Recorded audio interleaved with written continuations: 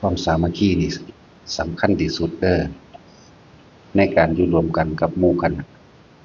บ่ว่าทั้งเบิดนั่นแหละทั้งเบิดความสามัคคีแม้กระทั่งว่าเริ่มต้นตั้งแต่การก่อตั้งสร้างประเทศชาติการแย่งชิงแผ่นดินเพื่อสิเอาไว้สืบพันธุ์ซึ่งกันและกัน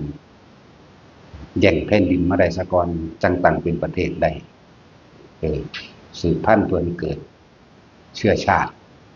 นั่นแหละคือเรียกว่าประเทศชาติชาติก็เกิดนี่แหละชาติแปลว่าเกิดแย่งแผ่นดินกันจนว่าเป็นความสามัคคีของเชื้อสายเผ่าพันธุ์ของไผของมันเด้บัดเป็นประเทศนั้นเป็นประเทศนี้ก็ว่าไปกว่าสิได้มีประเทศอยู่กว่าสิมีแผ่นดินอยู่นั่นแหละที่จังเพิ่นเทียบว่าการให้ทานนี่ให้อาหารขึ้นชื่อว่าให้กำลังกายให้เสื้อผ้าขึ้นชื่อว่าให้เครื่องประดับให้ยารักษาโรคชื่อว่าให้ความสบายทางกายเนี่ยหรือว่าเป็นผู้ไม่มีโรคนั่นแหละแต่ตัวสูงสุดคือว่าให้ที่อยู่อาศัยขึ้นชื่อว่าให้ทุกอย่างแล้วก็ได้ทุกอย่างถ้าบ่มีแผ่นดินอยู่บ่มีสิ่งใดสิมาเฮาสิเอาอันไปตั้งไว้หม้องใดในประเทศชาติหนึ่งสิไปก่อร่างสร้างครอบครัวอยู่แผ่นดินใดเพราะว่าบ่มีแผ่นดินสิไปสร้างบ้านแปลงเรือนอยู่แผ่นดินใดเป็นประเทศบ่ได้ถ้าบ่มีแผ่นดินนั่นแหละแย่งชิงแผ่นดินกันไว้เพื่อที่ว่าจะสืบสายเสือเผ่าพันธุ์เจ้าของเองก็เรียกว่าความสามัคคีนี่สำคัญก็จึงเป็นประเทศไม่ได้ก็อาศัยความสามัคคีเสียสละชีวิตเลือดเนื้อต่อของเองก็จะเป็นประเทศขึ้นมาได้บ่ได้ว่าทางโลกและทางธรรมนี่ทางโลกก็อาศัยความสมัครสมานสามัคคีจึงก่อตั้งประเทศได้ประเทศแปลว่าที่อยู่รวมอาศัยของบุคคลผู้มีอุดมการณ์เดียวกันประเทศชาติหมายถึงว่าที่อยู่สืบเผ่าพันธุ์ของเองเป็นประเทศชาติก็อาศัยความสมัครสมานสามัคคีคุณชื่อว่าสร้างแผ่นดินได้แล้วก็คุณชื่อว่ามีทุกอย่างคือเฮามีอยู่เดี๋ยวนี้แหละมันก็เฮามาสร้างวัดแต่เฮาบ่มีแผ่นดินสร้างเฮาไปสร้างบ่ได้ครับเฮาสิมาสร้างวิหารสร้างศาลาสร้างโรงถ้ำสร้างโรงทานสร้างโรงครัวมองใดล่ะนั่นแหละจากการอยู่ร่วมกันแต่ว่าเรื่องทั้งโลกก็หมายถึงว่าศีลนั่นแหละเป็นเครื่องอยู่ร่วมกันฮิริโอตตัปปะนั่นแหละเป็นเครื่องบังคับเป็นเครื่องที่ทุกคนต้องมีทุกคนแต่ว่ามีความเกรงกลัวต่อบาปย่านผลของการกระทำเห็นตนเองมันท่านคือบาปถ้าช่วยไปไล่หมาลงไปมึงผู้ใดกล้าอะไรนะฟาดปุ๊วะเลยเด้อให้มันอยู่ข้างนอกอย่าให้มันเข้ามาข้างในบ่เป็นเอามาเลี้ยงเด้ต้องเมตตาโดยการตีจังก็ล่ะมันสั่นจัง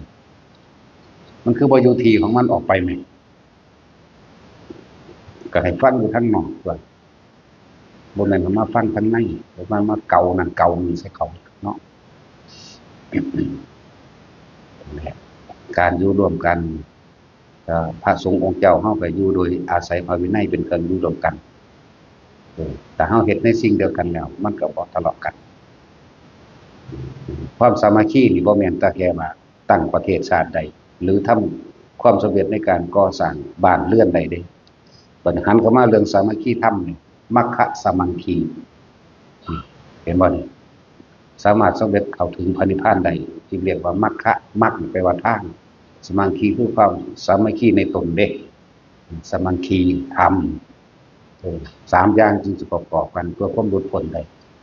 และนี่เป็นเรื่องเฉพาะตนเด้นี่ศีลขึ้นชื่อว่าไม่เบียดเบียนทำลายผู้อื่นทำให้เสียชีวิตและทรัพย์สินตลอดทั้งคนและสัตว์ทั้งมนุษย์และอมนุษย์เป็นศีลสมาธิขึ้นชื่อว่าจิตตั้งมั่น เพราะไม่มีเครื่องกังวลใดๆด้วยอำนาจของศีลนั่นเองด้วยอำนาจศีลด้วยพลังแห่งศีลที่เฮาบ่มีความคิดว่าจะทำร้ายเบียดเบียนให้ผู้ใดผู้หนึ่งเสียชีวิตและทรัพย์สินตลอดทั้งคนและสัตว์นี่เอิ้นว่าศีลมันบริสุทธิ์แล้วความผ่อนคลายใจก็บ่กังวลเมื่อการทำสมาธิด้วยอานาปานสติปึ๊บมันก็ลงปั๊บโลดมันบ่มีเครื่องกังวลก่อกวนเฮาสิบ่คิดกังวลว่ามื้อนี้กูไปฆ่าคนกูไปลักของเขากูไปฆ่าสัตว์กูไปตัวผู้นั้นไว้ตัวผู้นี้ไว้สิบ่ได้กังวลเรื่องว่าย่านเขามาเอาคืนย่านเขาจับได้บ่ได้กังวลไปเส้นเหล่าเขาไว้แน่บ่ได้กังวลไปตัวผู้นั้นตัวผู้นี้ไว้แน่นั่นเองนี่ว่าล่ะมันก็เลยเป็นความผ่อนคลายสบายใจนั่นแหละศีลเป็นเครื่องเกื้อเครื่องหนุนให้เกิดสมาธิศีลจึงเป็นที่อบรมให้เกิดสมาธิอบรมดีแล้วมันคือว่าใจมันบ่กังวลนั่นเองเลยว่าศีลอบรมสมาธิสมาธิจึงอบรมปัญญาเมื่อจิตมันตั้งมั่นดีแล้วมันก็เห็นสิ่งทั้งหลายทั้งปวงมีความเกิดเป็นธรรมดาแล้วก็มีความดับเป็นธรรมดาสิบ่เป็นอย่างอื่นเลยคนเกิดมีทางเดียวแก่เจ็บตายสัตว์ทั้งหลายเกิดแก่เจ็บตายไม่เป็นอย่างอื่นเป็นอย่างนี้เช่นนั้นว่าเป็นอย่างอื่นเลยจังว่าศีลสมาธิและปัญญาศีลอบรมสมาธิสมาธิอบรมปัญญาปัญญาไปว่ารู้แจ้งเห็นจริงตามความเป็นจริงในสิ่งทั้งหลายทั้งปวงที่มีความเกิดขึ้นเป็นธรรมดามีความแตกดับเป็นธรรมดาอันเราไม่ควรเข้าไปยึดมั่นถือมั่นมันเป็นเช่นนั้นของมันว่างมันก็ว่างมันเองแหละมีองค์บาศีลสมาธิและปัญญาจึงเรียกว่ามัคคะสมังคีธรรมมันเป็นเรื่องเฉพาะบางนะเรื่องเฉพาะของเฮาเฉพาะของใครของมันได้อันนี้พอศีลก็เอาให้กันไม่ได้ทำให้กันไม่ได้บุคคลต้องรักษาเอาเองต้องตั้งใจเองรักษาเองสมาธิก็เอาให้กันไม่ได้บุคคลผู้นั้นต้องทำเอาเองเหมือนกันปัญญาก็คือความเห็นจริงตามความเป็นจริงว่าสิ่งทั้งหลายทั้งปวงก็ต้องรู้เอาเองเข้าถึงเอาเองเอาให้กันไม่ได้นะจึงบอกว่าความบุคคลผู้หนึ่งเมื่อถึงความบริสุทธิ์แล้วบรรลุอรหันต์ไปแล้วจะเอาความบริสุทธิ์ให้กับอีกบุคคลผู้หนึ่งไม่ได้ให้บ่ได้เป็นเรื่องเฉพาะตนนั่นเองมันว่าพวกเข้าที่เขามานี่แหละให้เบิ่งความรู้สึกนึกคิดของเจ้าของอยู่รับผิดชอบเฉพาะตนลงหมู่ภิกษุสามเณรก็รับผิดชอบกิริยามารยาทของตนก็คือพระวินัยนั่นเองถ้าเอาพระวินัยนั่นแหละเป็นเครื่องรักษากิริยามารยาทคำเว้าการกระทำการอยู่การกินพบสันยังก็แล้วแต่ก็เอาพระวินัยเป็นเครื่องรักษากายให้ตนเป็นเครื่องรักษากายและวาจานี่ก็เป็นอันนึงว่าตั้งใจเฮ็ดเอาเฉพาะตนเองโลดบ่ได้ให้รับผิดชอบอีหยังดอกรับผิดชอบเฉพาะตัวเองโลดนะส่วนเรื่องใหญ่ๆกว้างไปหลวงพ่อจะเป็นผู้รับผิดชอบผู้เดียวบ่เรื่องหยังสิเกิดขึ้นพวกเฮาอยู่ในความสามัคคีแห่งตนเองสามัคคีภายในเฮานี่แหละบ่ให้ทะเลาะเบาะแว้งกันบ่ให้ไปยึดมั่นถือมั่นในความเห็นของตนให้สละความเห็นของตนออกให้เบิดเด้อบ่สั่นบ่พ้นเด้วิธีสละก็อยู่ในลมอยู่ในอุณหภูมินั่นแหละมันจะค่อยเข้มแข็งขึ้นไปเรื่อยๆดอกอันนี้ไปเว้าแนวใดไปแล้วมันก็ธรรมดาว่าพอวัดปฏิบัติหรือกฎระเบียบบางอย่างที่ตั้งกันไว้ถ้าเขาบ่เฮ็ดนำก็จะไปบังคับกันคือหลวงพ่อเว้ากันว่าการทำงานส่วนร่วมคือเอาตามที่ตัวเองสมัครใจทำบ่ให้บังคับบ่ให้เว้าให้กันว่าบ่ให้แย่กันผู้ใดเฮ็ดกับผู้นั้นเป็นผู้สละออกได้เด้เพราะฉะนั้นกูเฮ็ดหน่อยผู้นั้นบ่เฮ็ดมีแต่กูเฮ็ดบ่แม่นแบบนี้เด้ตัวเราเองก็ทำตัวเราเองนั่นแหละสละแรงกายแรงใจของตัวเองสละความเห็นแก่ตัวของตัวเองผู้ไม่ทำก็บ่แน่เขาอาจจะมีข้อวัดบางอย่างที่เขาไปสมาทานไว้ คือจังการอดเข่าบางทีมันต่อเนื่องของมันดิ20,000 30,000 40,000ก็มีเออเวลาศรัทธามีกำลังโหนี่ธรรมดามันบ่สนไผได้มันเอามันอยู่สั่นไปเลยจึงว่าขอวัดปฏิบัติบางอย่างเรียกว่าเนสชิกเดี๋ยวถ้าสิถือว่าแบบใดแต่ว่าก็บอกกันอยู่ผมบ่บิณฑบาตเด้อผมสิอดจัก3 มื้อมั่ง5 มื้อมั่งก็แล้วแต่อันนี้คือบ่ว่าให้กันคือวิธีอยู่นํกันขอปฏิบัติพิเศษพวกเนสจิกว่าตั้งสัจจะอธิษฐานบางอย่างไว้ว่าสิอดนั่นแหละของบางอย่างมันก็บอกกันไว้กฎระเบียบที่มันนอกเหนือพระวินัยเรียกว่ากฎระเบียบที่นอกเหนือพระวินัยแต่นั้นเขาบ่เฮ็ดก็ปล่อยแต่ว่าล่ะบ่ให้บังคับกันบ่ให้ว่าให้กันเฮาเฮ็ดเองเฮาก็เป็นผู้สละเองของเฮาเด้บ่แม่นเราไม่ได้ทำเพื่อให้ได้และทำเพื่อให้เป็นเด้เราทำเพื่อสละออกในความเห็นแก่ตัวของเฮาเองเด้เขาบ่เฮ็ดความจริงมันก็มีในใจของใครของมันบางคนมันขี้คร้านแต่ว่าหาทางออกว่าผมอันนั้นผมอันนี้มันมันแกล้งบ่ได้นานดอกอีกอย่างหนึ่งโดยทำสิจัดสรรเองคือความจริงจัดสรร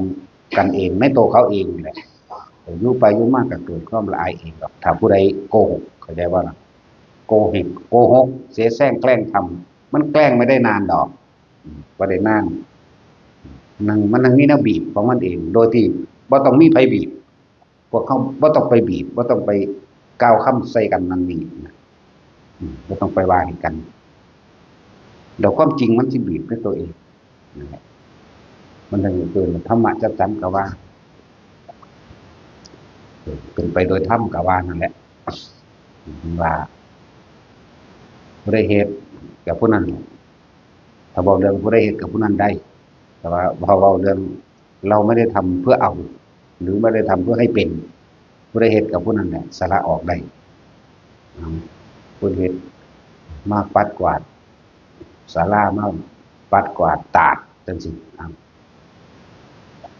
มันบ่ได้ยากบ่ได้เบิ่งยากหรอกกุฏิผู้ใด66หลอกกุฏิ66กับผู้นั้นแหละขี้คร้านมันสิตัวไปจังได๋ก็สร้างมันรู้จักดอกเข้าไปเบิ่งในห้องก็อู้ยุอาหยะขยะก็เยอะอ่ะนั่นแหละหญ้าก็หกก็คืออยู่หั่นแหละมันแล้วมันบ่ได้ว่าหยังยากดอกมันก็เห็นบอกมั่งเป็นบางอย่างบอกมั่งบางครั้งอยู่เฉยบอกแล้วให้แล้วไปนั่นแหละบอกแล้วให้แล้วไปบ่ให้ว่าให้กันทุกอย่างที่เกิดความสำเร็จได้ก็ต้องอาศัยความสามัคคีคือกันคือเฮาสร้างวัดก็อาศัยความสามัคคีเด้จึงเป็นสำเร็จได้บัดนี้เฮาสร้างตนเองเพื่อสิเกิดความหลุดพ้นสร้างบารมีในตนเองก็อาศัยความสามัคคีในตนเองกันอันนี้เป็นเรื่องเฉพาะแล้วศีลเราต้องรักษาเองของเฮาสมาธิเราต้องทำเองให้ตั้งมั่นของเฮาเองปัญญาก็เกิดจากประสบการณ์รู้เห็นของเฮาเองปล่อยวางเองมันเป็นเรื่องเฉพาะตนสร้างประเทศก็อาศัยความสามัคคีแบบสร้างบ้านสร้างวัดก็อาศัยความสามัคคีอันเป็นที่ลงธรรมใหญ่ๆบัดนี้สร้างตนเองสร้างบารมีในตนเองก็อาศัยความสามัคคีในตนเองเด้สำคัญที่เปรียบเทียบคือประเทศเฮาเดี๋ยวนี้มีภัยเกิดจากการสงครามหรือปะทะเขตชายแดนจังซี่คนในชาติก็อาศัยความสามัคคีกันได้ซอยกันนี่แหละซอยส่งข้าวส่งน้ำข้าวปลาอาหารสนับสนุนในหลายๆอย่างที่จำเป็นจังซี่นี่ก็สามัคคีประเทศก็อยู่รอดบ่มีผู้ใดมาลุกลานได้เพราะอาศัยความสามัคคีคือรักษาแผ่นดินไว้รักษาแผ่นดินไว้แล้วก็ประเทศไทยรวมเลือดเนื้อชาติเชื้อไทยเป็นสั่นชาติเชื้อไทยเขามีแผ่นดินจะต้องรักษา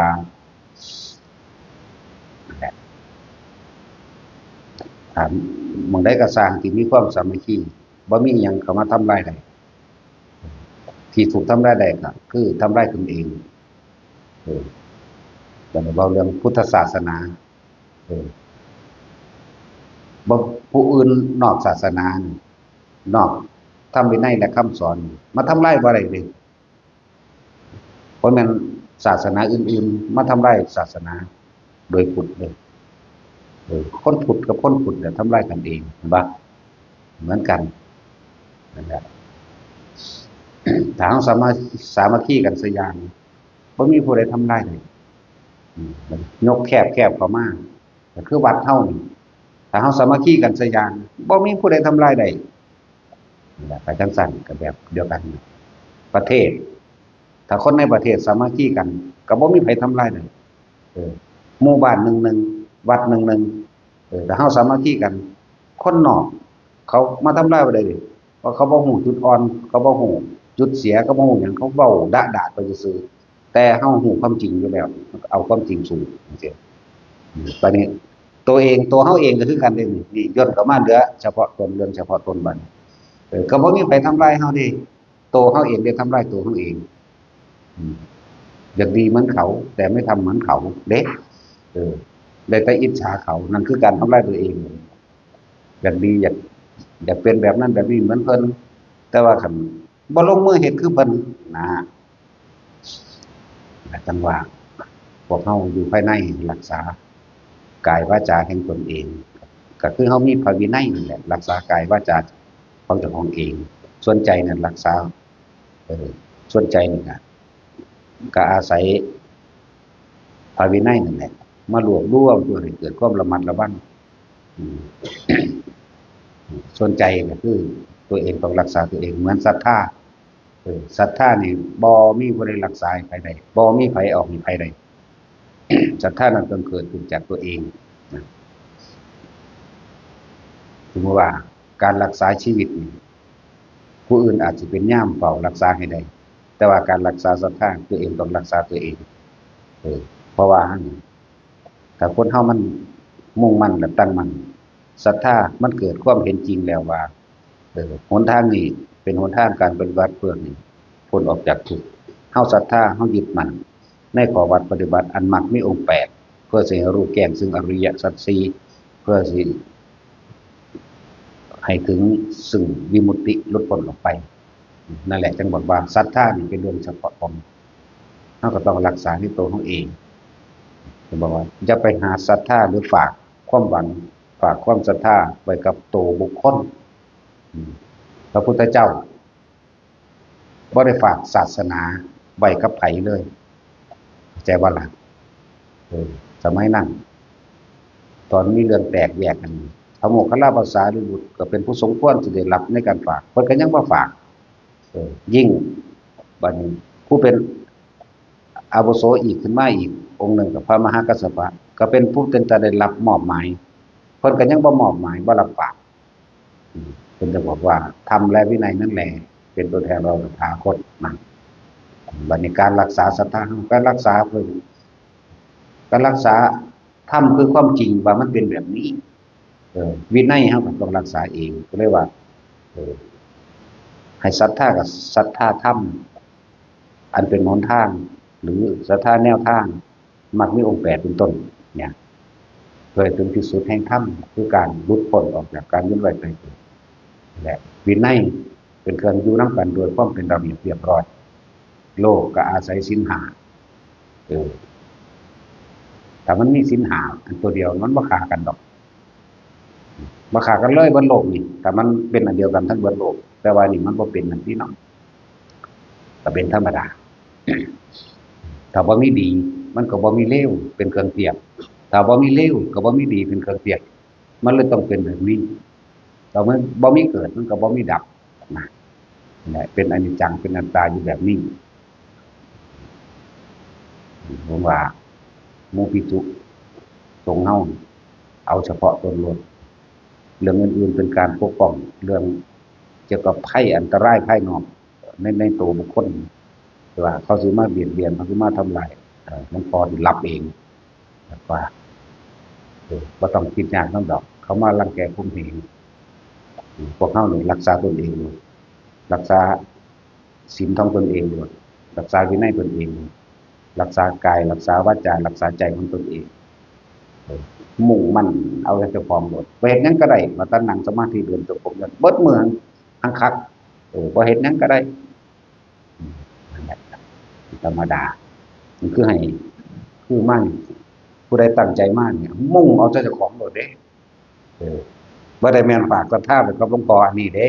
เพิ่นเป็นแต่เพียงผู้แนะบอกทางให้ซื่อๆเด้เว้าคือพระพุทธเจ้าเว้านั่นแหละแม้เราตถาคตก็เป็นแต่เพียงผู้บอกทางหลวงพ่อนี่ก็เป็นแต่เพียงผู้บอกทางซื่อเด้บ่แตกแขนงออกไปหลายๆทางแล้วแต่ไผสิจับเอาของความใดไปเป็นข้อวัดปฏิบัติแห่งตนเด้สิไปยืนยันตายตัวอยู่ในอันเดียวก็บ่ได้เด้แล้วแต่ศรัทธามากกำลังมากกำลังน้อยปัญญามากปัญญาน้อยก็ว่าไปแล้วแต่ว่าหมู่บวชเข้ามาแล้วมุ่งเอาแต่เจ้าของโลดบ่ต้องย้านผู้ใดมาทำลายดอกสิจัดการยิงแม่งก่อนดอกเนาะประชิมเฮาเรื่องปกป้องขอให้พวกเฮาสามัคคีเถิดนะพลังธรรมหรือพลังแห่งสัจจะและความจริงเกิดกลายเป็นบุญญาลิกปกป้องคุ้มครองในเขตเฮาเองดอกโดยที่เฮาบ่ต้องเฮ็ดหยังบุญมันเกิดเมื่อบุญมันเกิดแล้วเจ้ากรรมนายเวรมันอโหสิกรรมตลอดทั้งหมู่เทพเทวดาทั้งหลายเขามาปกปักรักษาเอาเองดอกโดยที่เฮาบ่ได้ขออย่าลืมว่าโดยบ่ได้ขอนี่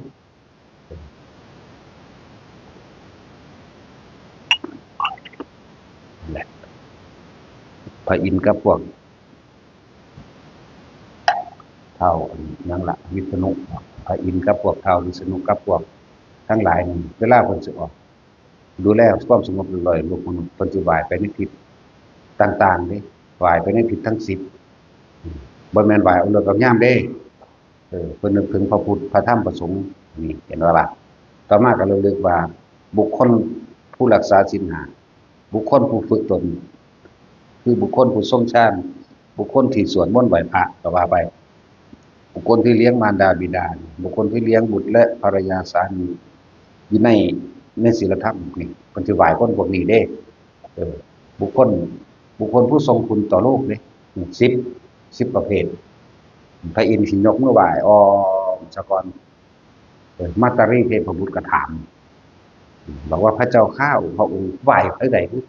เวลาสิออกไปแบบนี้คือไหว้อยู่ตลอดทิศแท้โอ้เฮาไหว้หนึ่งพูดถึงพระรัตนะใดเป็นดีพึ่งก็คือเอาพระพุทธพระธรรมพระสงฆ์เป็นดีพึ่ง2บุคคลผู้เลี้ยงมารดาบิดา3บุคคลผู้เลี้ยงบุตรสามีภรรยาด้วยความสุจริตธรรมบุคคลผู้ประพฤติธรรมบุคคลผู้ระลึกถึงคำสอนพระพุทธเจ้าอย่างนี้นะบุคคลที่มีคุณประโยชน์ต่อโลกนั่นแหละยังมีความเข้าใจแบบนี้คือบอกว่าพวกเฮานั้นประพฤติธรรมในเฉพาะตนของเฮามันสิเกิดกลายเป็นกำลังของมันเองเนาะเป็นที่น่าแปลกว่าพวกเฮาบ่ได้อีหยังมากมายแต่ละมื้อเฮาสวดมนต์ทุกมื้อแม่นสวดทุกมื้อการสวดของเฮาบ่ได้แม่นสวดขอร้องหรืออ้อนวอนให้ร่ำให้รวยบ่ได้สวดว่าเพื่อสิให้ผู้ใดมาปกปักรักษาของพ่อบ่ได้สวดเพื่อขลังพ่อบ่ได้สวดเพื่อขังบ่ได้สวดให้รวยบ่ได้สวดเพื่อสิอ้อนวอนใดๆทั้งสิ้นบ่ได้สวดเพื่อให้อายุยืนนี่บ่ได้สวดเพราะว่าสิให้บ่ให้มีโรคภัยบ่ได้สวดเพราะว่าป้องกันอย่างอื่นดอกบ่ได้สวดแบบว่าบ่เรียกว่าป้องกันอุบัติเหตุยังบ่ได้ว่าบ่ได้สวดขับไล่น่ะนะบ่ได้สวดบอกบ่ถูกว่าบ่ได้สวดเพราะว่าขับไล่พูดผีปีศาจป้องกันพูดผีปีศาจก็บ่แม่นบ่ได้สวดป้องกันพูดผีปีศาจจริงๆที่พวกเฮาสวดสาธยายธรรมนี่คือเป็นการระลึกนึกถึงคุณของพระพุทธเจ้าแล้วก็พระธรรมคำสอนที่พระพุทธเจ้า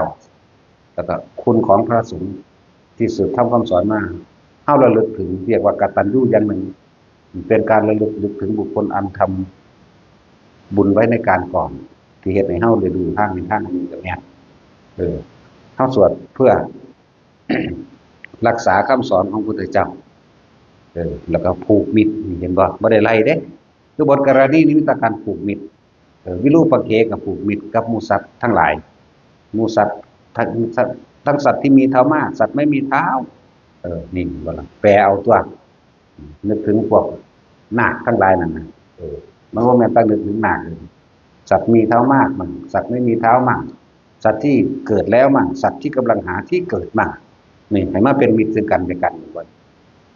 นั่นแหละนึกถึงแล้วก็ให้ทุกคนร่วมใจกันอัปปมาณุพุทโธอัปปมาณุธัมโมอัปปมาณุสังโฆคุณของพระพุทธเจ้าหาประมาณไม่ได้พระธรรมหาประมาณไม่ได้พระสงฆ์หาประมาณไม่ได้ขอสัตว์ทั้งหลายเหล่านี้จงร่วมตนเองหรือใจตนเองพอระลึกนึกถึงเถิดนะนึกถึงผู้ทำสงฆ์อยู่นั่นแหละจังหวะที่เฮาสวดบ่แม่นสวดให้ขังหรือให้ป้องกันพูดผีปีศาจกับบ่แม่นที่เฮาสวดระลึกนะโดยแล้วถ้าเป็นการผูกมิตรและเป็นการแผ่เมตตาหรือชักจูงชักชวนเพื่อให้เกิดความศรัทธาในคำสอนเมื่อศรัทธาในคำสอนก็นำคำสอนนั้นปฏิบัติตนเองแต่ทำตัวเองพ้นเด้นั่นแหละคือการสวดของเฮาบ่แม่นสวดว่าสวดให้รวยวันนี้สวดให้รวยบ่รวยดอกแต่ว่าคนเถอะมันมีบุญกุศลเพิ่มมันก็มาเอาเองห่างจากได้ห่างจากรวยห่างบ่ได้เป็นมิจฉาทิฏฐิเด้อผู้ใดสวดเพื่อว่าให้เจ้าของรวยแต่ก็ละส่วนการระลึกนึกถึงมันก็ระยะกันนึกแล้วถึงแล้วพูดแล้วหรือสวดทำการสาธยายถึงแล้วเกิดความสงบเย็นใจบุญอันเกิดจากการสวดมนต์จากวันนั้นแหละบุญเกิดจากการสาธยายคำสอนพระพุทธเจ้าเป็นการทรงจำคำสอนไว้เพื่อจะสืบต่อไปกับกุลบุตรสุทธิราชที่หลังนี่ก็เป็นประโยชน์ต่อกันอีกเห็นป่ะนะสวดแบบนี้เขาไม่ได้สวดด้วยกันหรอกมันไม่รวยหรอกคือทองคาถาภาษีวลียังสิทองเข้าไปทั้งรวยแล้วแต่ทองมันตายทุกข์ก็เก่าอีกมันบ่หากินเนาะนั่นแหละทองเจ้าท่านใจยังสิแล้วมึงทองเข้าไปขอเข้าไปมึงได้นั่นแหละแต่เฮาเพราะว่าเฮาบ่เข้าใจเจตนาจากวันมันก็เลยเจตนานี่เจตนาสวดเพื่อให้รวยหรือขับไล่เจตการสวดทั้งหลายเรานี่เป็นมิจฉาทิฏฐิเด้บอกให้เป็นความเห็นผิดมิจฉาทิฏฐิคือเท่าคือบอกว่าแต่เราคนละคนระลึกนึกถึงพระพุทธเจ้าเด้อเนี่ยเจตนาเฮาคือยังสิบอกแต่เราคนว่าสวดคาถาพุทธจักรพรรดิโดยทำความเคารพน้อมน้อมพระพุทธเจ้าเด้อที่ว่านามัตถุพุทธานังแปลได้ว่านี้นามัตถุพุทธานังนี่ขอความเคารพน้อมน้อมของข้าพเจ้าจงถึงแด่พระผู้มีพระภาคเจ้าทุกพระองค์เนี่ยนามัตถุพุทธานังนามัตถุโพธิญาณขอความเคารพน้อมน้อมเลยเห็นบอกขอความเคารพน้อมน้อมของข้าพเจ้าจงถึงแด่พระโพธิญาณอันเป็นเครื่องตรัสรู้องค์สมเด็จพระสัมมาสัมพุทธเจ้านะโมวิมุตตานังขอความเคารพน้อมน้อมของพระเจ้าจงถึงแด่ความหลุดพ้นไหนถึงพระนิพพานนะโมวิทยาขอความเคารพน้อมน้อมของข้าพเจ้าจงถึงแด่พระผู้พ้นไปแล้วเฮาเคารพน้อมน้อมจิตใจเฮามันก็สงบเย็นส่วนมันสิป้องกันหรือบ่ป้องกันก็เกิดจากสงบเย็นของเฮาเองบุญมันเกิดจากว่าล่ะอย่างนั้นก็เป็นการบริกรรมก็บ่ผิดเป็นการทำสมาธิ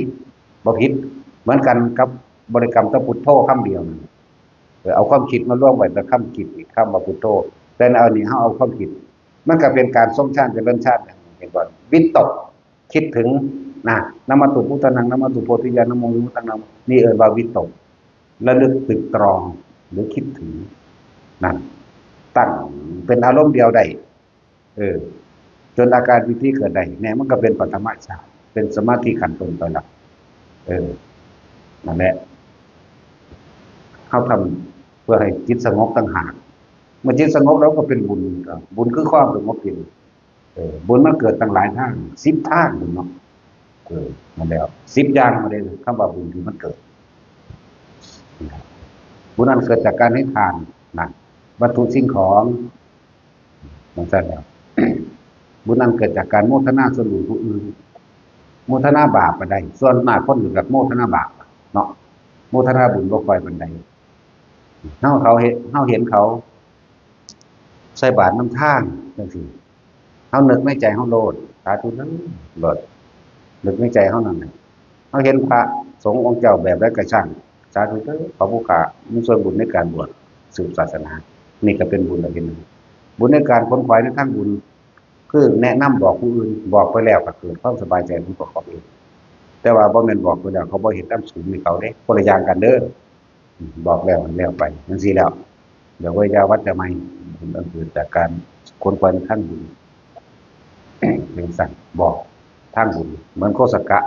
เทพบุตรนะเทวดาหมาโคสกะเฮาหอนไปนั่นแหละนะเฮาว่าหมาเฮามาหอนบ่แม่นภาษามันนั่นพามาแล้วแต่ว่าอย่างสั่งบุญมันเกิดจากการสาธยายธรรมต้องสวดมนต์นี่แหละสาธยายบางคนสวดที่นี่พ้นลุกบางคนสวดบางคนกัดปีติเกิดเลยอุณาโลมเกิดเลยเห็นบ่ล่ะไอ้จังสั้นแล้วเป็นเครื่องยืนยันว่าเป็นผู้ทรงชาติเรื่องชาติโดยการระลึกถึงคำสอน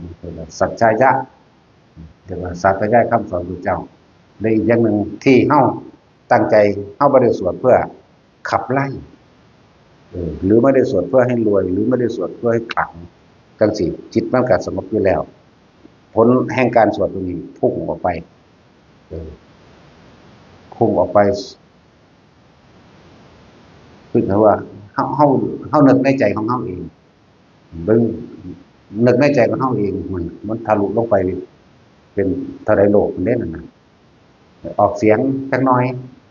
คือนะโมตัสสะภะคะวะโตวาอยู่คนเดียวเนี่ยนะโตสัมมาสัมพุทธัสสะเขาว่าจริงเมื่อโลกธาตุเด้จากบัดสวดธรรมดาของเฮาเองนึกในใจนี่เรียกว่าเสียงมันหอดสะเทือนลงไปหอดมหาอเวจีนรกหมดแล้วพันโลกธาตุออกเสียงนิดหน่อยไปอรหังสัมมาสัมพุทโธภะคะวะว่าผู้เดียวเมื่อโลกธาตุออกเสียงพ่อประมาณเป็นแสนโลกธาตุเด้ออกเสียงพ่อประมาณคือเฮาอันที่พวกเฮาพากันสวดนี่ออกเสียงพ่อประมาณเพื่อเกิดความเข้าใจกันเพื่อเกิดความอันเดียวกันนั่นแหละถ้าออกเสียงเต็มที่มันหาประมาณบ่ได้เด้บัดแต่ฟังดีว่าเจตนาในการสวดกันระลึกนึกถึงเพราะละอย่างกันไม่ได้สวดเอาขลังบ่ได้สวดเอาว่าขับไล่พูดผีปีศาจจากบ่ได้สวดขับไล่พูดผีปีศาจบ่ได้สวดเอาขันบ่ได้สวดเอารวยบ่ได้สวดเอาว่าสิบ่เกิดโรคภัยไข้เจ็บบ่ได้สวดเอาว่าสิป้องกันตายเนี่ยนั่นแหละเฮาสวดเพื่อหยังเป็นการทำสมาธิอย่างหนึ่งเจตนาคือต้องการรักษาคำสอนพระพุทธเจ้ารักษาคำสอนพระพุทธเจ้าด้วยความเคารพนอบน้อมนั่นแหละศรัทธาแบบนี้จังว่ามันจะมีผลมากของมันเองโดยว่าต้องการผลนั่นแหละยิ่งว่าต้องการผลยิ่งผลมากบุญมันเกิดบางที่สัมภเวสีมาฟังนำเฮาเกิดความสุขเย็นของเขาเองบางประเภทได้การบรรลุธรรมเลยนี่เป็นคำสอนของพระพุทธเจ้าหรือมันบ่แม่นน่ะคือเฮาสวดนั่นน่ะคือเฮาสวดธรรมจักรสวดอนัตตลักษณสูตรอธิตตปริยสูตรมื้อนี้อาเสวนาคำสอนพระพุทธเจ้าวัดบทญาณีบทกรณีนี่เป็นคำสอนพระพุทธเจ้าบ่แม่นสวดขังบ่แม่นสวดไล่บ่แม่นไล่ผีจักว่าล่ะเป็นผูกมิตรกับผีก็สิเว้าล่ะเป็นการผูกมิตรทั้งนั้นน่ะผูกมิตรกับสัตว์ที่มีเท้ามากมั่งสัตว์ไม่มีเท้ามากนั่นแหละสัตว์2เท้ามั่งสัตว์4เท้ามั่งสัตว์ที่กำลังเกิดหรือหาที่เกิดมั่งจังซั่นแหละแต่เอาอยู่ในหั่นแหละจังสิมีอานุภาพของมันเองนั่นแหละเป็นอานุภาพของมันเองโดยที่เฮาบ่ต้องการนี่แหละคนสวดเด้อสวดแบบนี้เพราะมันสวดเพื่อให้รวยดอกบ่ต้องไปสวดแบบผีแบบเปรตมันบ่รวยเนาะมันทานแบบผีแบบเปรตทานแบบเปรตทานแล้วแลกของทานแล้วอยากร่ำอยากรวยบ่แม่นแต่อยากร่ำอยากรวยเด้ให้ทานเข้าไปแล้วให้อายุยืนก็มีนะบ่ได้ว่าแต่ของร่ำรวยเด้ทานแล้วให้อยากอายุยืนพอบ่แม่นว่าให้แต่เจ้าของเลยถ้าเราขอให้ลูกเต้าหลานบ่มีโรคภัยไข้เจ็บพร้อมบ่นี่เป็นรักษาเทวดาคุ้มครองพร้อมแน่มีแต่ความอยากกับความอยากนั่นแหละอันนี้เฮาก็สวด โดยการระลึกนึกถึงนอบน้อมบูชาแปลว่ายินดีกระทำตามคำสอนพุทธเจ้าบูชาแปลว่าจังซี่บ่แม่นแค่ว่าเอาดอกไม้มาบูชานั่นก็เป็นส่วนหนึ่งเป็นส่วนสะเก็ดนะเป็นส่วนสะเก็ดมันเบิ่งเป็นส่วนสะเก็ดเป็นส่วนเปลือกเป็นส่วนกระพี้เป็นส่วนแก่นอีกอย่างหนึ่งมันก็ต้องแยกแยะเอาเฮาบ่ปฏิเสธว่าโดยทั้งหมดเข้าใจบ่ล่ะว่าบ่ได้บุญดอกก็บ่แม่นมันขึ้นที่เจตนาเจตนาเด้เดียวกันคือเขาถามจุดธูปจุดเทียนบูชาพระพุทธเจ้าเป็นโรคมะเร็งมันสิได้บุญหยังมันอยู่ที่เจตนาผู้จุดเอาน้ำขึ้นหิ้งพระมันอยู่ที่เจตนาอาศัยน้ำเป็นซื่อเอาดอกไม้ไหว้จังซั่นคือบ่ว่าให้กันไหมเนาะเพิ่นบ่ดมดอกทั้งเพิ่นก็บ่ไปใส่หูเพิ่นดอกบ่ไปดับหัวเพิ่นดอกเนาะฉันอยู่ที่เจตนา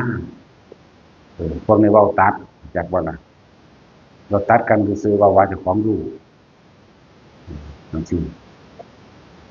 คือการอุทิศบุญไปนั่นแหละอย่าเว้าตัดว่าบ่ได้ไงมันก็มีตามระดับของมันตามความหยาบความปานกลางและความละเอียดคืออุทิศบุญได้เฉพาะเปรตอย่างเดียวเปรตชนิดเดียวคือปรสัตตุชีวิเปรตจังซี่อย่าเว้าตัดนะเพิ่นให้ในญาติเดียวนึงนี่แต่ว่าอุทิศคำว่าบุญโดยความหมายบุญแท้จริงก็คือความสงบเย็นภายในใจเจ้าของอันเกิดจากการให้ทานมั่งมีมั่งแต่ว่าย่นย่อคำว่าบุญหมายถึงว่าบุญอันเกิดจากการให้ทานก็มีบุญอันเกิดจากการสวดมนต์สัตยายธรรมก็มีบุญอันเกิดจากการช่วยเหลือผู้อื่นก็มีเขาจะเรียกว่าร่วมว่าบุญทานอาหารยาดาสาโดคนนึงที่อยู่อาศัยทานกำลังแรงกายช่วยเหลือผู้อื่นนี่เขาจะเรียกร่วมสื่อคำว่าบุญถ้าจะเอาตัวเนื้อแท้แก่นทั้งบุญมันแท้ของมันมันเอาให้กันบ่ได้จริงๆแต่ว่าเขาก็สัมผัสได้คือเก่านี่พวกเทวดาอินพรหมสัมผัสได้ว่าห้วยผีเปรตมันก็สัมผัสได้ว่าคนที่มีบุญคนที่มีความสงบภายในใจตนเองมันสิมีแสงสว่างในตัวของมันเองเพราะว่ามันบ่แผลงออกไปหาทำลายไปบ่คือคนอยากได้คนโลภเด้เขาบ่มาใกล้เลยจังซั่นนะแหละมันขึ้นอยู่กับตัวใจตัวเจตนาของเฮาพี่มันบ่ได้ขึ้นอยู่กับวัตถุสิ่งของอันนั้นเป็นเครื่องประกอบเครื่องประกอบคนที่ถึงนิพพานได้เครื่องประกอบไปหยังทานศีลเนกขมะปัญญาวิริยะขันติสัจจะนิทานเมตตาจึงถึงอุเบกขาแล้วก็บ่ควรเข้าไปยึดมั่นถือมั่นนี่ก็เครื่องประกอบแห่งทางพระนิพพานก็ร่วมอยู่นี่อันนี้ก็เป็นเครื่องประกอบเหมือนกันนั่นแหละว่าซั่นสิว่าปรุงแต่งเนาะมันปรุงแต่งมันประกอบกันนั่นแหละปรุงแต่งไป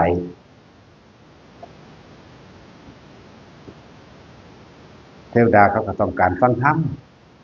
เขาบ่ต้องการดอกอาหารเข้าใจว่าล่ะถ้าอุทิศไปก็อุทิศไปพี่เขาเอาตัวใจที่สงบเย็นของเฮาต่างหากหมู่พรหมเหมือนกันพรหมกับเทวดากันเดียวกันน่ะแต่ว่าแยกตามลำดับความหยาบความละเอียดซื่อแยกตรงที่ว่าพรหมเป็นได้โดยฌานโดยว่างคิดเป็นกลางเป็นอุเบกขาตายในขณะที่ทรงฌานเจริญฌานหรือเข้าฌานก็ว่าไปนะมันต่างหากในระดับจิตนึงพวกเทวดานี่ก็อาศัยทานศีลเหมือนกันนั่นแหละแต่มีห่วงอยู่อันนึงจังว่าไปแต่ตามความหยาบความละเอียด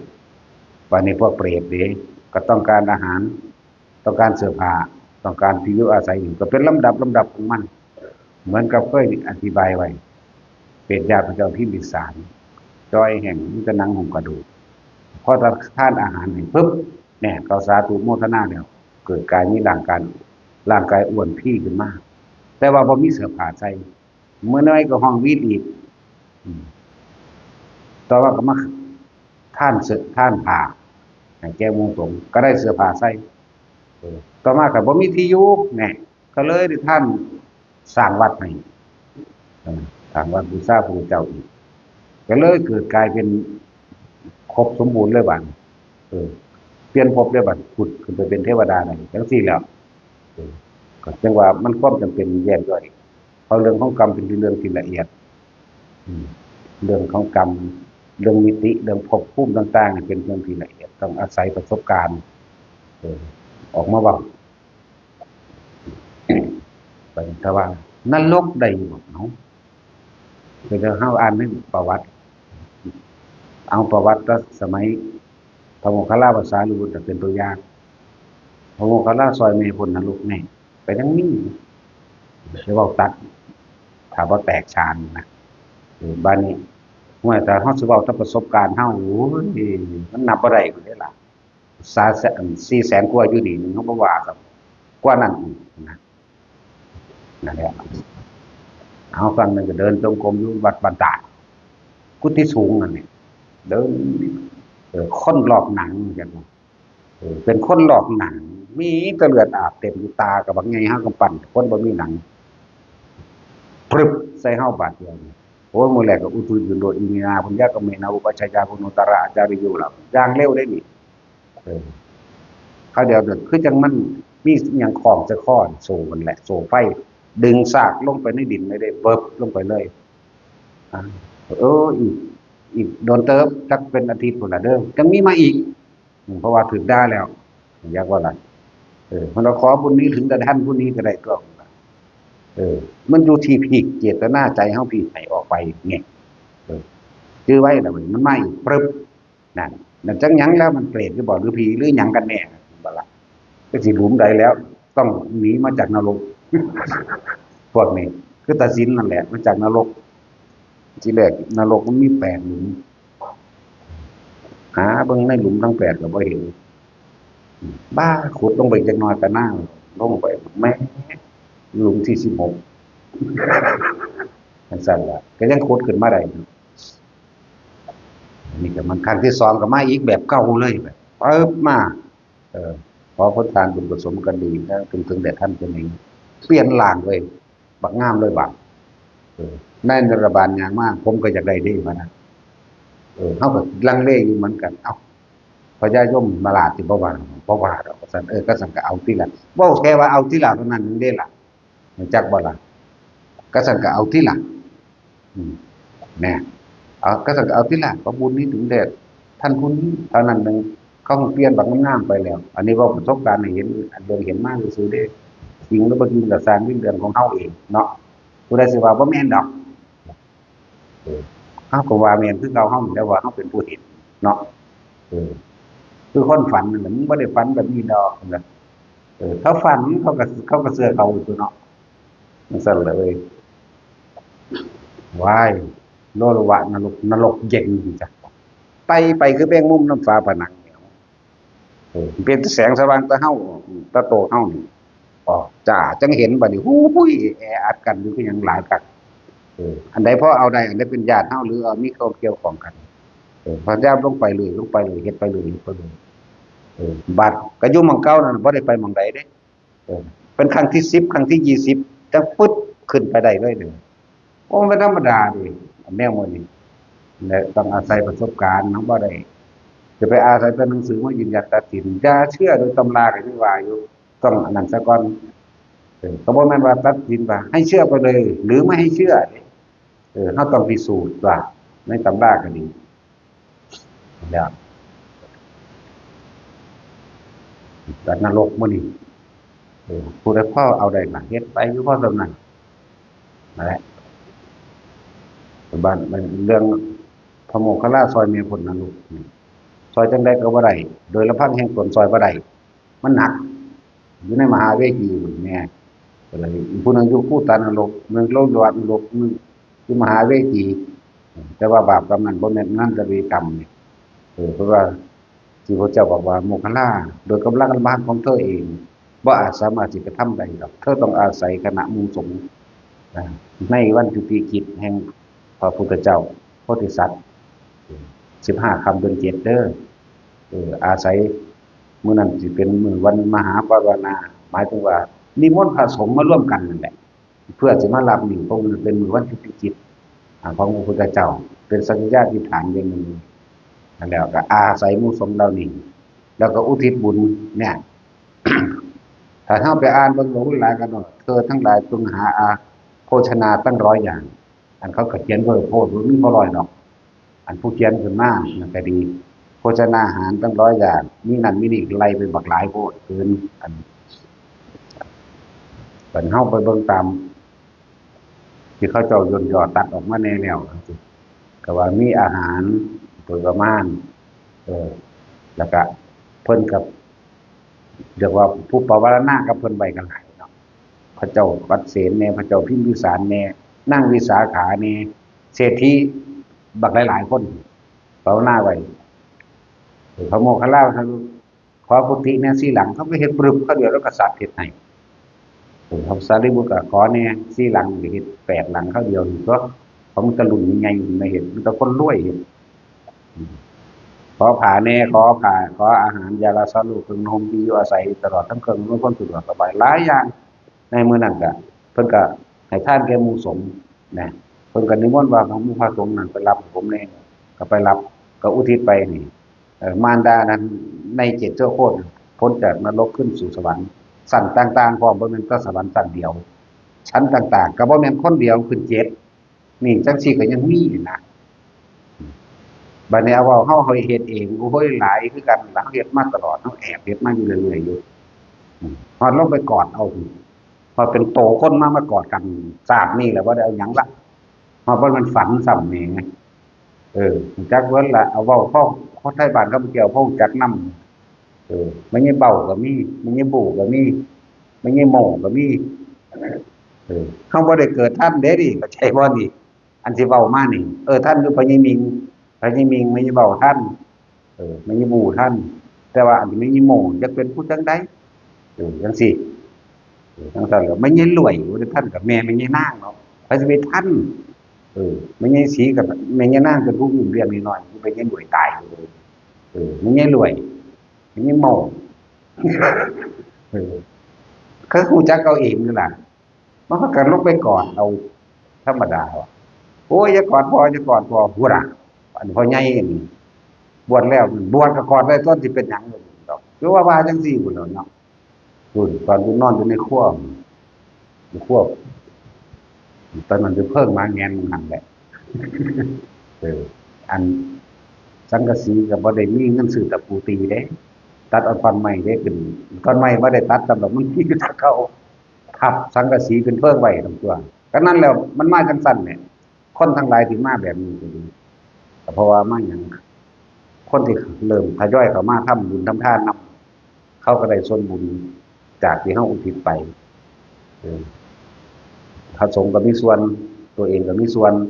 จากว่าน่ะหรือว่าพระทั้งเบิดอยู่นี่ทรงชาติไปบิณฑบาตทรงชาติเขานึกในการอุทิศบุญไปหาญาติของเขาเองมันก็ไปเรื่อยมันบ่ตกข้างเลยบ่มีแนวค่าแต่ว่าจะขออย่างนี้อันผู้ให้ทานก็จะขอ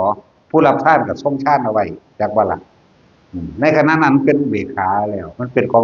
มันบริสุทธิ์อยู่แล้วนะนั่นสิบริสุทธิ์บ่ถึงขั้นนิพพานก็สร้างดอกบ่แม่นอรหันต์ก็ตามดอกว่าซั่นเขาเจ้าสิเลือกทำบุญกับคนทรงชาติมากครับขนาดพระพุทธเจ้าเฮาเสวยศาสตร์เป็นแล่นใหญ่เป็นโตเฮียนี่เกิดอยู่บ้านคำที่มีบ้านห้วยทรายสำเร็จเกิดเป็นเฮียอยู่หั่นฤาษีออกจากสมาบัติ8แล่นเข้ากองไฟเพื่อสิถวายเนื้อเจ้าของเองเนี่ยนั่นแล้วเติมบุญเพิ่นเองเติมบารมีเพิ่นเองบางศาสตร์เป็นไก่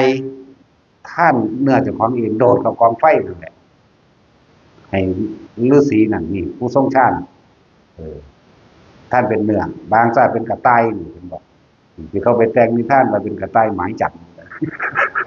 เปิดเป็นกระต่ายศาสตร์เป็นไก่ก็ไปแต่งเป็นดาวไก่น้อยอยู่โอ้ยมั่วตัวเนาะจังซั่นแหละมันเกิดหลายอยู่ได้อยู่หั่น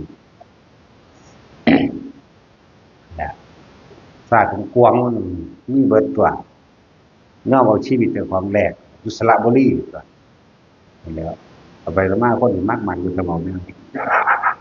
อยู่หันอยู่นี่เนี่ยนะเกิดเป็นนกยิ้มทองนั่นแล้วเกิดเป็นปลาดุกมัน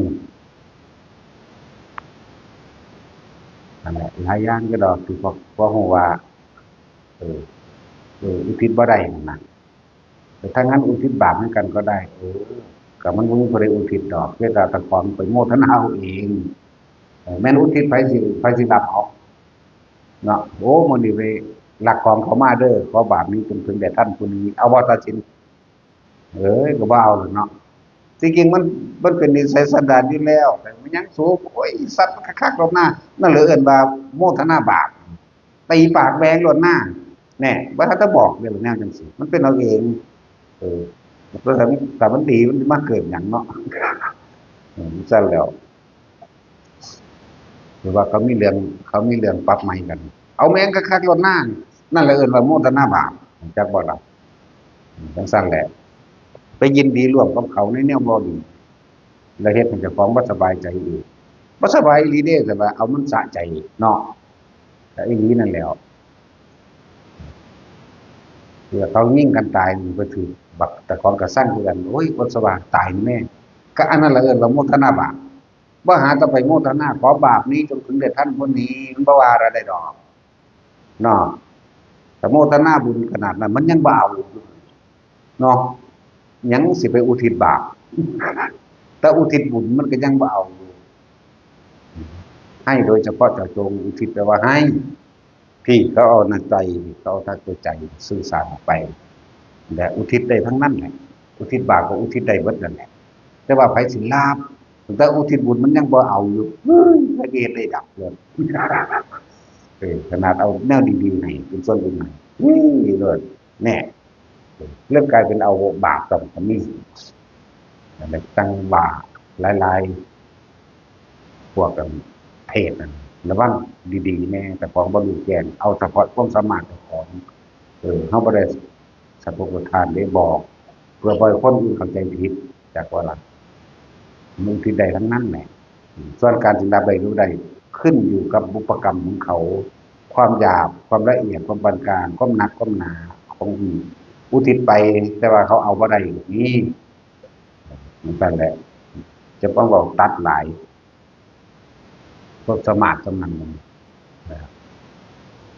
หรือว่าเขากำลังเล่นการพนันไปเว้าเรื่องโทษของการพนันมันสิฟังแล้วเอาบุญให้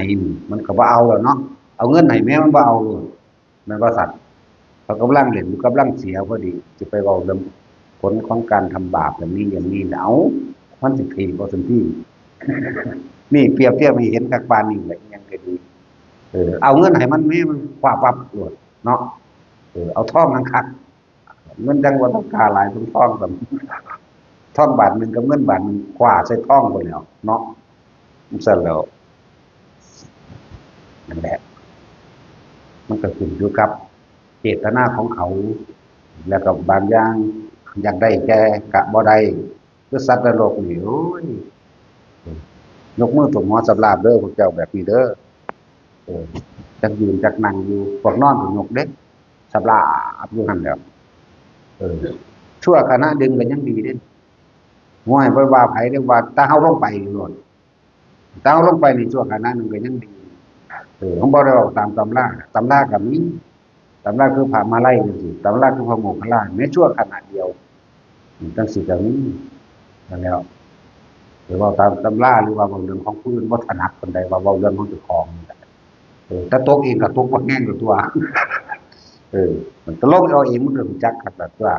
เพราะฉะนั้นสิเทียบว่าโอ้เหล็กสีแดงๆแทงสอดกระดูกไปนี่ยังบ่ทันได้เสียวกับที่มันเป็นของจริงเด้ธรรมดาบ่ฉีกไก่เดือนเป็นก้อนนี่ฉีกไก่เดือนเหนียวๆก็เอิ้นฉีกไก่เดือนหยังล่ะลืมชื่อมันแล้วล่ะอันนั่นขาดเป็นพุ่มเต็มกระโปอยู่นี่แหมเฮาก็นั่งลงกกกินตกกินคนจริงบ่ได้อยากกินจักเม็ดแต่สมมุติว่าผู้อื่นเห็นก็สิหากแตกตัวเฮาก็จะหากคือกันนั่นแหละตัวเฮาเป็นผู้กินเองมันเป็นก้อนเด้ฉีกไก่เดือนเหนียวๆนั่นก็ฉีกไก่เดือนเข็มบ่แม่นเข็มหยังล่ะลืมชื่อแล้วตกกินนี่ธรรมดาหรอกมันแตกออกพวกน้ำเหลืองน้ำหนองเฮาเองนั่นล่ะแตกออกได้ดังแตกออกนี่ปัจจุบันปัจจุตายจริงๆมันสิระเบิดออกนี่ตายขึ้นมาแล้วนั่งลงกินไหมธรรมดาบ่ความจริงมันบ่ได้อยากคือเฮาเดี๋ยวนี้แหละบ่ได้อยากซะเลยแต่ว่ากรรมมันบังคับให้เฮาตกกินนี่ค คนตกนรกอย่างบ่นี่บ่แม่นคนดีเด้ อย่างเลวเด้เนาะตัดสินเออบริวารตะกอนขึ้นสวรรค์ก็คือเด้มีแตลงนรกเด้คนเลวเว้ยมันเหมือนคนดีเด้อย่างเลวพร้อมนี่นะโอ้ยเวลาอันเขาบ่แม่นเขาบ่มีผู้อื่นเด้เอออันเบ็ดนะบักใหญ่ๆนะเสียบใส่ตีนมั่งเสียบใส่ข้างโตยมั่งเสียบปากทอดออกไปตั้งตานี่ก็มั่งแล้วแต่สิเฮ็ดไปมันเสียบเอาเองดอกนั่นแหละอันนี้ว่าเรื่องจากของจากบัดแล้วจังสั้นแล้วนั่นแหละเรียกว่าบัฒนัดบันไดหรอกเรื่องอื่นผมไม่ได้บอกน้ำตำราบันไดก็อิงตำราในจักน้อยประสบการณ์เลยเดินตรงนรกมากเพราะงี้บอกว่านรก25 หรือหน่อยโพตรงไหนล่ะยี่พอ400 กว่าบุญ400 กว่าคือจากความลุยจากว่าแล้วมันก็แม่นปานนั้นดอก8 คูณ 2,000ลองเบิ่งเอา8 คูณ 2,000นั่นแหละมีปานนั้นแหละแต่ว่าประสบการณ์เฮาลงนั่นน่ะมันลงได้ส่ำนี้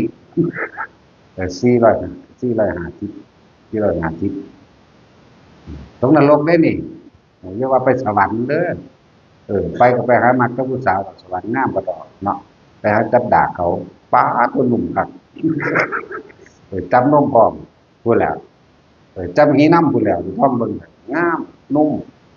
ตรงห่วงตั้งแต่แล้วต้องป้อนไปใช้บ่ได้มันก็ค่าอันเดียวนี่แหละเนาะหรือสิเทศแบบหลวงปู่ตื้อถ้าถอดออกจากผีก็เป็นนิพพานหลวงปู่ตื้อเทศเดี๋ยวฟังบ่หลักตัดสินเจ้านั่นแหละของแท้พระภิกษุของเรารับพระธรรมมาแล้วพุทธังธรรมังสังฆังถอดออกธรรมดาเป็นความจริงนี่แหละเป็นเองพระตัวเทศแต่แยบค่ายอยู่ดีอีกไม่ตื่นมันสั้นน่ะมันแหละออกจากอันเดียวเท่านั้นแหละเพราะว่าผู้ยิ่งผู้ชายออกจากหู้เหี่ยวใดเป็นนิพพานเบิดเข้าใจว่าล่ะหู้เดียวนั่นแหละออกจากหู้เหี่ยวได้นะเขาบอกสุภาพอยู่เด้นี่บ่ได้บอกสวยหรูสวยงามคือเพิ่นยังตื่นเด้เพิ่นบอกสวยงามเด้อันนั้นเนาะแต่พอสวยงามมันสิพากันเอากันสิเนาะแม่นบ่ล่ะเฮาเว้าหู้เหี่ยวยังมันเหม็นอยู่จังซั่นเลยนั่นแหละออกจากอันเดียวได้นี่จบละนั่นแหละบ่มาเกิดอีกแล้วกันออกจากหู้เหี่ยวได้เด้อหลวงปู่เพิ่นเว้างามเด้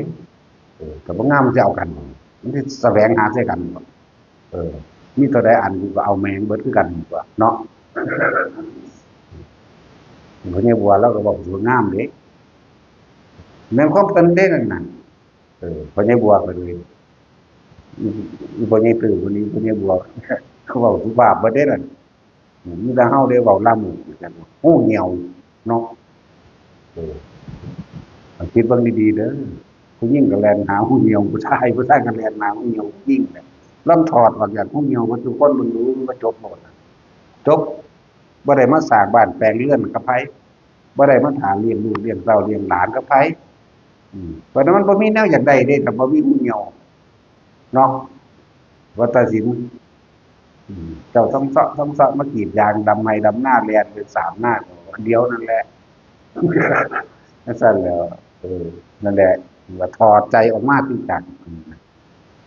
แล้วมันเล่นไหลล่ามไปตัวทิ้งเลยส่วนมากเขามีกระตกนรกเนาะบ่ค่อยได้ขึ้นสวรรค์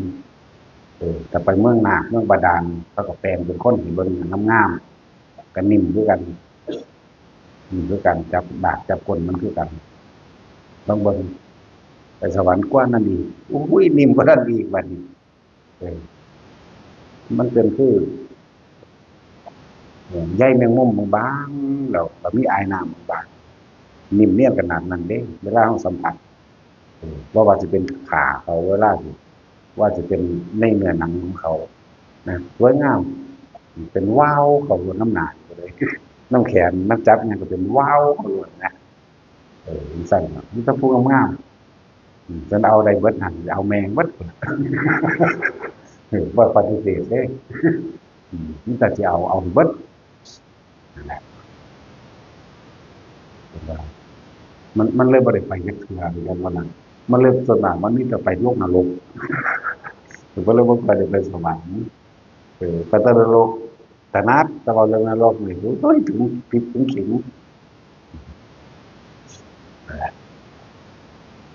หลายอย่างที่เขาเข้าแต่ยินได้ฟังมาด้วยมาแต่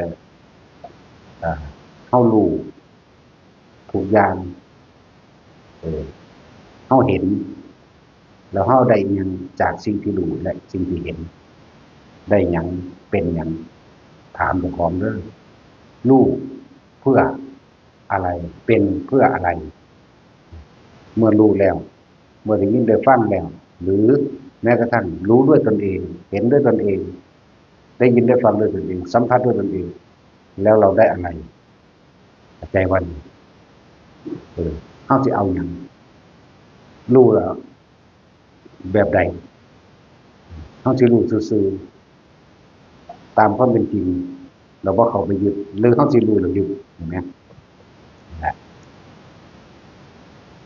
พวกแม้จะรู้ตามความเป็นจริงกับสารถ้าเขาไปยึดว่าตัวเองรู้แต่ไปยืนยันไปตัดสินผู้อื่นโดย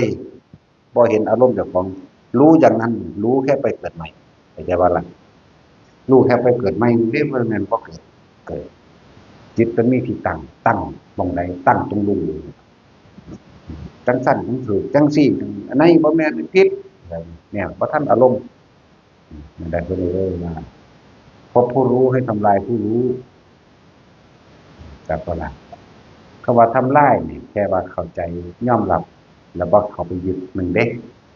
คำว่าทำลายคืออย่าเอาเขามายึดอย่าเอามายืนยันอย่าเอามาตัดสินเด้อสมุนีพอจะเตือนหรือบ่ผู้ไว้อาจจะพ่ออยู่เนาะผู้ไว้เนาะอาจจะพ่ออยู่เด้ผู้ไว้ผู้เฒ่าบวชเมื่อแก่แต่ว่าคุณนุ่มๆบ่เป็นตาสแตกมันเสียงผู้ไว้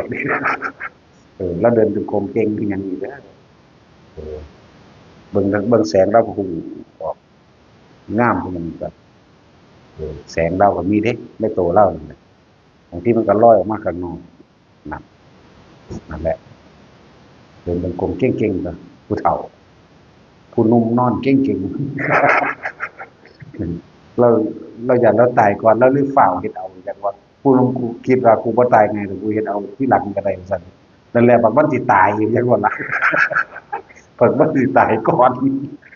บ่ได้เกี่ยวกันเด้อความตายเป็นเรื่องคนหนุ่มและคนแก่เด้แม้กระทั่งในท้องตายมีได้หั่นเลยมีเด้ผู้ไว้เป็นตัวอย่างพวกหนุ่มๆนั่นเดินจงกรมเก่งเด้อ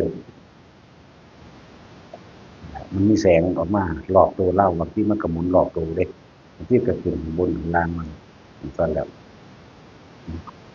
เฮาฝันเห็นแบบว่าฝันมันเป็นแบบแบบ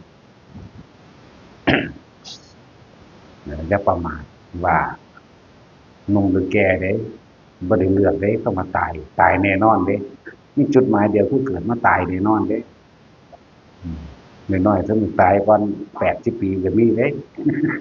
บ่ได้เกี่ยวกันเด้นั่นแหละรู้หยังก็สร้างทั้งหลายแหละเขาก็รู้ยอมรับก็แค่นั้นแหละที่มันออกรู้แล้วได้อะไรรู้แล้วเป็นอะไรแล้วพวกที่รู้แล้วเขาไปยึดมันถือมัน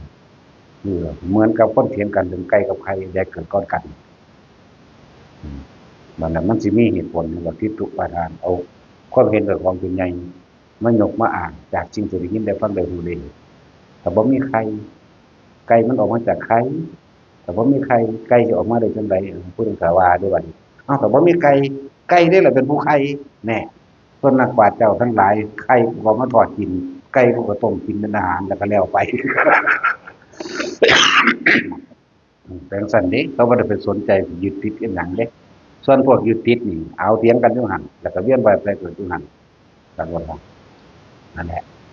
อันใดมันเป็นประโยชน์ใดเป็นโทษกันรู้อันไหนควรอันไหนไม่ควรก็แล้วก็หมู่ภิกษุสงฆ์เฮาเออรักษากายวาจาใจของเจ้าของอยู่รักษากิริยามารยาทเจ้าของโดยพระวินัยนั่นแหละคือวิธีรักษาส่วนการแสดงความเห็นอย่างต่างๆอย่าไปยึดกูถูกมึงผิดเขาเสียหรือไปเหตุกระตามบอกแล้วไปผู้ใดเสียสละมากคือการทำมากกับบุคคลนั่นแหละปล่อยว่างเลยมาถ้าเข้าใจว่าเฮ้ามาทำเพื่อละเราไม่ได้มาทำเพื่อเอายังก็แล้วแต่ตามความธรรมดานิสัยความเคยชินสมัยเขาเป็นเด็กน้อย หรือเขาว่าท่านได้ดูทำอย่างหรือทำงานที่มีเจ้าหน้าหัวหน้าเจ้านายหรือหัวหน้าต่างๆคนที่เฮ็ดเอาหน้าเอาตากับนี้เนี่ยบาลามักฟ้องเด้ฟ้องทั้งสั้นฟ้องทั้งสิ้นแต่ว่าอะไรเหตุก็เหตุแต่ว่าเหตุตอนจนให้อยู่หรือสินะบัดผู้หนึ่งบ่เฮ็ดก็ไปฟ้องทำลายเขาอันนั้นคือความเคยชินของโลกนิสัยสัตว์โลกเป็นแบบนั้นแต่เฮาสิหนีออกจากความเป็นสัตว์เฮาก็เลยสละความเห็นแก่ตัวนี้ออกคือเฮาว่าเฮาบ่กวาดตากไปบ่กวาดกระทานนี่เป็นโอกาสของกูนำแม่งอยู่ผู้เดียวนี่พระไม่กวาดมันก็ยังกวาดอยู่เบิดมื้อเบิดคืนตัวกวาดไปกวาดมามันยังบรรลุธรรมแม่พอความเสียสละมันเบิดพระไม่กวาดกวาดอยู่หั่นแหละกวาดแล้วไปตำหนิผู้อื่นได้บ่เออตำหนิใครบ่ตำหนิพระอานนท์พระอานนท์บ่เห็นหยังบ่เห็นว่าสิกวาดอิหยังเลยนี่ผู้ฆ่านี่กวาดเห็นบ่บางหันก็สะอาดแปลนดีสะอาดแปลนดีแล้วก็ไปเว้าเอาหน้ากับพระพุทธเจ้าพระพุทธเจ้าก็บ่ว่าหยังก็ดีแล้วว่าเฮ็ดไปกวาดไปอยู่นั่นแหละนั่นแหละตอนนี้ของบางอย่างเฮ็ดบ่ได้คือพระอานนท์ติน่ะมันมีแนวสะเทือนกันมีแนวสะเทือนกันเอาไปเทศแทนพระอานนท์ดูนี่บางที่พระอานนท์ได้ไปผู้เทศผู้ไปแจงรายละเอียดต่างๆเฮ็ดบ่ได้ที่นั่นนั่นแหละต้องบอกว่าความสามารถของคนเฮามันก็บ่เสมอกันเฮ็ดบ่ได้คือเพิ่นบางคนที่มักฟังเทศน์ภิกษุณีมักฟังเทศน์มากพระนันทะมันได้บาดนี้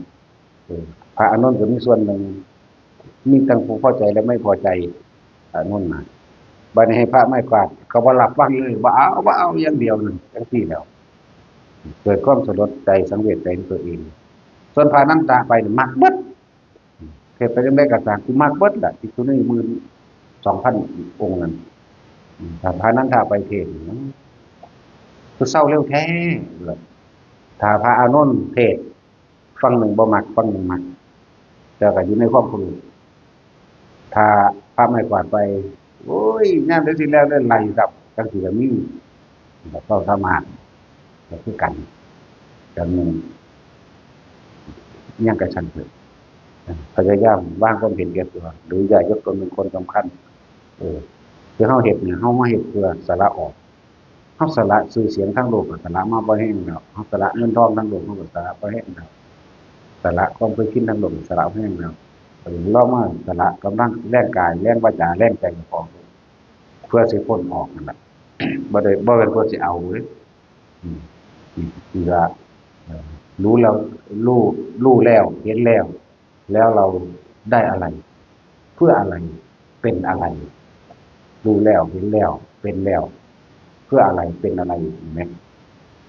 นั่นแหละคือถามอยู่เรื่อยๆคือบ่ให้ยึดหยังยึดยากได้เป็นประโยชน์เกิด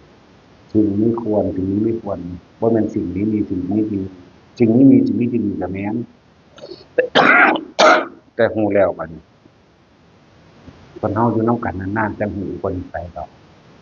อันใดควรอันใดบ่ควรกับอุปนิสัยของผู้นั้นผู้นี้ก็จังคอยใส่กุศโลบายไปบ่ให้ยืนยันผูกขาดในวิธีเดียวนะกรรมฐานมันมีวิธีสิถ้าเรายังบ่ได้ยืนยันตายตัวเฉพาะวิธีเดียวนี่จะบอกว่าอานาปานสติเป็นหนึ่งเป็นหนทางเดียวเป็นหนทางที่ว่าลัดแล้วเร็วแล้วว่าอันนี้อื่นยังอ้อมอยู่อ้อมก็ถึงตอนนั้นถึงมีจุดหมายเดียวกันไปเฮ็ดหยังก็เฮ็ดไป ผู้บ่เห็นก็จะว่า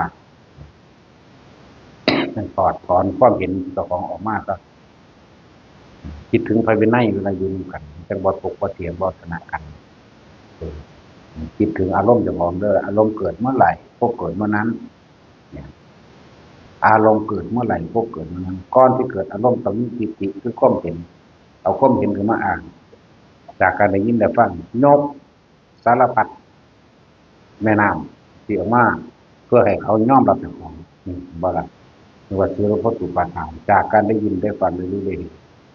เหมือนกัน ฟังธรรมนี่ล่ะฟังผู้คนสอนอริยสัจนั่นคนสอนเรื่องวิปัสสนาคนสอนเรื่องฌานฟังพวกนี้เออจะไปฟังอันอื่นที่มันแปลกแหวกไม่เอาไปนั่นล่ะบ่จะออกสื่อเอาสมาทานซะ